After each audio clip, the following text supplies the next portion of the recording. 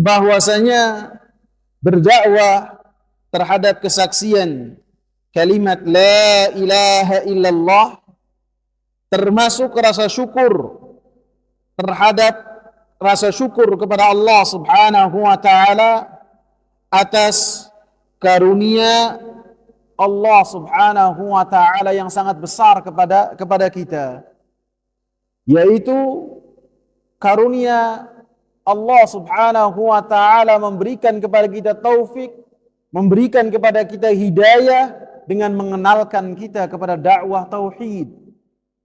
Sehingga ketika sebagian orang sibuk dengan beribadah kepada selain Allah Subhanahu wa taala, kemudian kita mendapatkan taufik, hidayah dari Allah untuk beribadah hanya kepada Allah Subhanahu wa taala, untuk cinta hanya kepada Allah Subhanahu wa taala, untuk tunduk dan patuh kepada Allah Subhanahu wa taala semata, maka itu adalah karunia dari Allah Subhanahu wa taala. Konsekuensinya kita mengabarkan kepada manusia. Wa amma bi ni'mati rabbika fahaddits.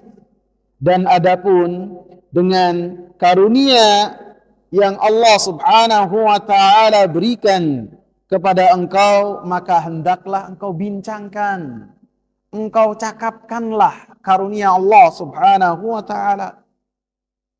Al-Imam Mujahid rahimahullah, ahli tafsir dari kalangan tabi'in, ketika membahas surat Ad-Duha ayat 11, wa amma bi ni'mati rabbika fahaddits, nikmat ini adalah nikmat kenabian yang Allah Subhanahu wa taala berikan kepada Nabi Muhammad sallallahu alaihi wasallam. Artinya, wahai Nabi Muhammad, sampaikanlah apa yang dengannya engkau mendapatkan kenabian. Maka ketika engkau menyampaikan hal tersebut, maka engkau bersyukur kepada Allah Subhanahu wa taala. Dan ini adalah seruan kepada Nabi Muhammad sallallahu alaihi wasallam, dan umatnya pun ikut dalam perintah ini, untuk mengemban perintah ini. Artinya, tidaklah ada yang lebih besar daripada karunia kecuali karunia hidayah.